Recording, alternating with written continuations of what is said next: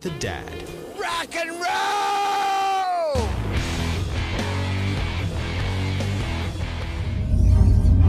A long time ago, in a galaxy far, far away. Feel, don't think.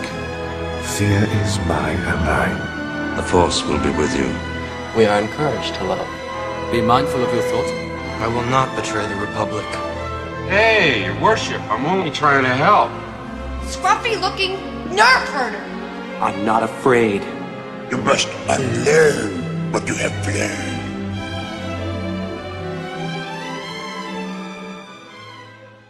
So, my video editor, Baz, was asking ChatGPT about The Lion King and why Scar did what he did. And the conversation was so interesting. I got the PDF that I thought I'd kind of talk about it, but I'm going to add context to it. The 7 deadly sins. There's pride, envy, wrath, greed, lust, sloth, and gluttony. Now, pride is the beginning. It's where we have a downfall, right? Envy is something that comes from pride. You see somebody that's close to you usually, and they get to do things that you don't get to do. You feel resentful, undervalued, I would say weak. They are insecure in their position. And again, like I said, they feel weak, and the word would be powerless. They feel compared unfavorably in their mind to others. It could be two sisters. It could be two filmmakers. It could be someone behind the scenes as an executive.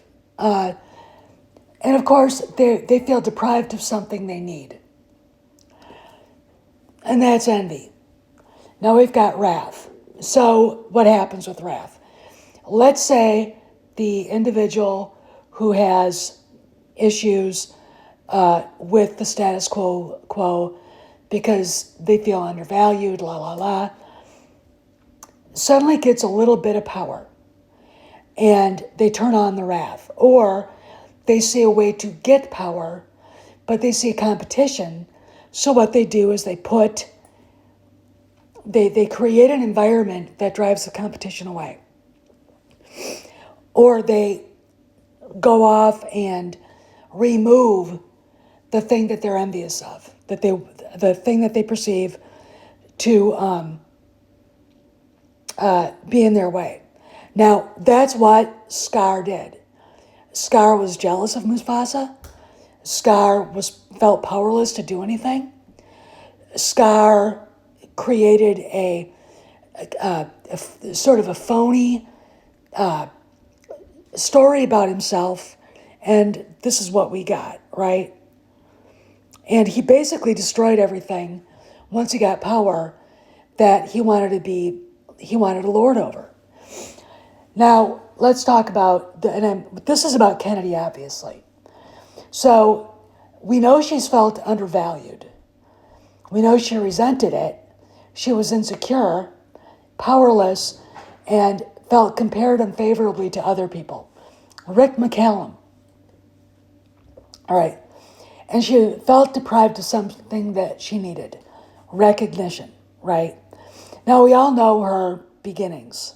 And she was couch surfing at her twin sister's house and got a job as the assistant to the mighty John Milius, who, in my opinion, is one of the greatest filmmakers, one of the greatest storytellers that ever lived.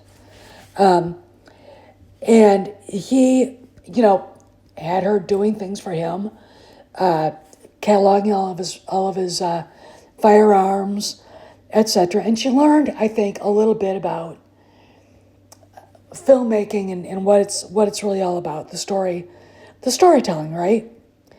And she met Steven Spielberg. So this is where it gets kind of weird. She met Steven Spielberg, and that was her point of going to Hollywood from San Diego. She had seen Close Encounters of the Third Kind and drove like a madwoman up to LA to insinuate herself in that crowd of young filmmakers, right? So we have that. And she started working for Steven Spielberg and was an assistant on E.T. And then she moved on to be an assistant, I'm going to say, in Raiders of the Lost Ark. From there, she became a producer. You gotta wonder, all while she was working for Spielberg, why or how she managed to stay around. And there are a lot of stories. I'm not going to get into them. I personally think dredging up gossip is unhelpful, but let's say that she got to where she wanted to be. But here is where we get resentful, insecure, and powerless compared unfavorably. I remember Kathy came into the room with her steno pad and her pencil, and she was horrible at taking notes, and she was terrible at, she didn't really know how to do it very well. But what she did know how to do was interrupt somebody in mid-sentence. We'd be pitching ideas back and forth, and Kathy, who's supposed to be writing these ideas down, suddenly put her pencil down and would say something like, and what if he didn't get the girl, but instead he got the dog? Spielberg, I think, had a very realistic look at her. She did go on to work with Robert Zemeckis and Martin Scorsese and Clint Eastwood, in fact. And, you know, it seems to me like when she had supervision, she was good at her job. But still, she had weaknesses. She needed to be recognized, which is why she did things like speaking out of turn when she was supposed to be just taking notes. She wasn't part of the creative process. And, you know, when you're looking at all this, I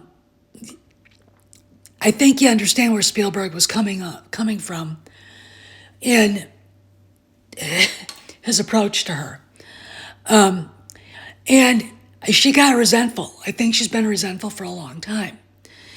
In steps George Lucas in the 2000s, early 2000s, when he decided he wanted maybe to step aside. So she was brought on as the co-president of Lucasfilm. Biggest mistake in the history of cinema, right? Can sit there and scream about Disney buying Lucasfilm all you want, but they didn't police her in the way they should have. And what you got is a very insecure woman out to prove herself, who kept comparing herself. In her mind, she was being compared unfavorably to whoever. And she didn't do her due diligence in leading the company. And what she did, we'll go back to Wrath here, what she did was, I think, and I'm just speculating, but it was pretty obvious, when Rick McCallum, who was George's right hand, who was a brilliant producer and film executive himself, she muscled him out. He went to Europe, and I don't think he's ever come back, which is too bad, because I think we'd have a different, I think Star Wars and Indiana Jones would certainly be different if he had been leading Lucasfilm. And Disney really lost out on capitalizing on the investment they made. Because, you know, Kathleen Kennedy was out to prove something, and she honestly believed the Force Awakens proved she was a great filmmaker, right? But let's talk more after this. My name is Maximus Decimus Meridius. My name is Jeff. Who is the glue to all 5 of these films that gave us all of our rhythm and all of our melody, the great maestro, John Williams.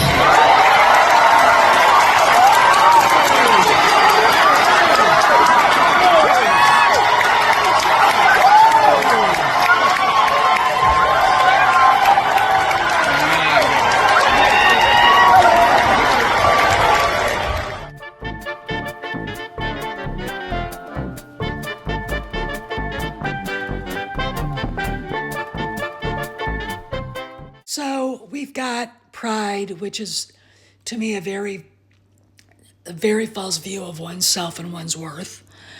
Envy of Rick McCallum, envy of Steven Spielberg, wrath, feeling undervalued and resentful, and feeling deprived of being recognized for the great filmmaker she is. And because I know that Hollywood is such a phony place, when you hear people give her kudos, you know that they know they're bullshitting. They're the mighty bullshit artists. And they almost have to be, because that's the way it's done, right? I mean, Cameron has said that. They can't lose face. But then you gotta look at it and go, Matthew Bellany basically insinuated everybody in Hollywood is talking about Kennedy's downfall. So what do we got?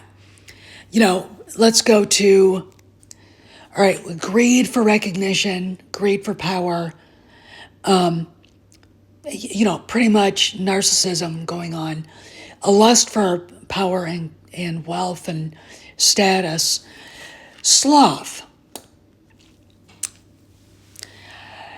The fact that Kathleen Kennedy did not watch the dailies coming in from Soilo, a Soy War story, even though Larry Kasdan was begging her to do it, is proof positive of sloth. You will have to wonder how much negligence went into the other movies, from The Force Awakens to Indiana Jones and the Dial of Destiny. Because she wasn't on the set. She wasn't, in my opinion, looking to make sure things were done right, which tells me she wasn't interested. How can you be considered a great filmmaker if you're not going to work your ass off? Look at Steven Spielberg. Look at George Lucas. George Lucas, before Star Wars came out, when they were editing, basically got so sick he almost died of a heart issue. His blood pressure was through the roof, right? It takes a commitment like that to create art that people will remember forever for all the right reasons, right? And I look at this, I see what she's done, and I just go, I don't understand. I don't understand any of this in how she got to where she got. You can be a competent producer, and she's proved that, and not be a great filmmaker. Because she always had somebody else doing all the hard work. Steven Spielberg, Clint Eastwood, John Milius, George Lucas, Martin Scorsese. Clint Eastwood, I think I already said him, but I'll say it again. I think she was resentful of their status as great filmmakers. I think she saw herself as one. I think she saw that they wouldn't listen to her. I mean, think about it. What did Spielberg say? She wouldn't take notes. She suddenly pipes in, but what if he just ends up with the dog? Are they talking about Indiana Jones? Probably. Do you know how stupid that sounds? Yeah, it does sound stupid. She didn't realize it. And she decided when they were making the Star Wars Skywalker saga sequels that instead of giving tested directors like, you're all going to get mad at me, I don't give a shit, Ridley Scott, Christopher Nolan, Peter Jackson, somebody of that caliber, all 3 movies, you would have probably had a good story. Instead, she did not fight for George's script treatments. She allowed Michael Arndt to leave after he had done probably a really good first couple of rewrites to the script he was writing for The Force Awakens. She hires the McDonald's of filmmaking, J.J. Abrams, and Larry Kasdan, who, when he doesn't have Spielberg and Lucas looking over his shoulders, he's terrible. He's terrible at telling somebody else's story because they have to be there to pull him off the high wire, right? And she did it over again with Rian Johnson, who has no business making a big tentpole picture of something that important. He didn't have the experience. Don't care if she thought he was, a great young director, and she thought she was doing him a favor. That was the stupidest thing she could have done, right? But here we are. And this all goes to the pride that she felt and her view of how great she is. I mean, her made-up history. She's never bothered to correct people when they assume that she's the first major female Hollywood studio head. That's absolute bullshit. We all know Lucille Ball, Sherry Lansing, who's still alive, who could correct it, Dawn Steele. I mean, there were women 100 years ago. We've talked about them here. Everything about what she did after catastrophically destroying the company, allowing messages that had nothing to do with the franchise to go out, all this woke garbage. The fact that the budgets always went out of control. $600 million to make Andor? Really? So far over budget with the Trashlight? Really? And the fact that Disney no longer will pay for projects Lucasfilm wants to create, and Favreau and the gang have to go out and shill and get investors, is proof positive of what she's done in destroying what George did. And if you remember Lion King, when Scar becomes the king of the Pride Lands, he lets the hyenas come in and they destroy everything. And there's, it looks to me like a drought, etc. And they're starving.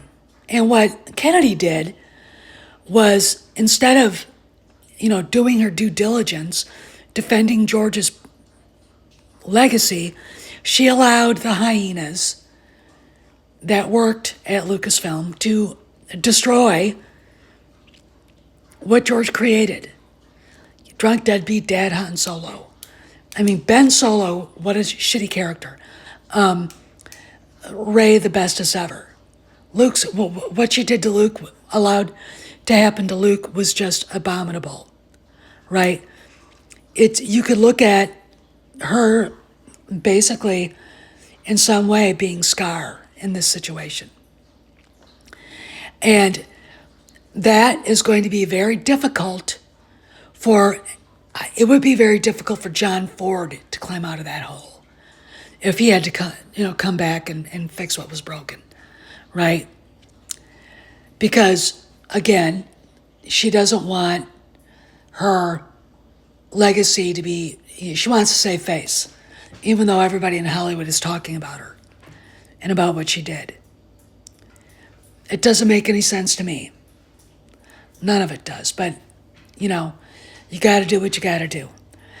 Anyway, I just wanted to put this out there because I thought the conversation and what Baz had put together was really interesting. And this is just the surface, because it's about 22 pages long. But I wanted to add these things that human beings have intrinsic to our species, which are, it's a kind of lean into an unrealistic view of oneself if you are of this kind of emotional person, right? And everything about Kennedy is false, and we know that. Everything about Scar was false. Right? This is Steph signing out. See you around the galaxy.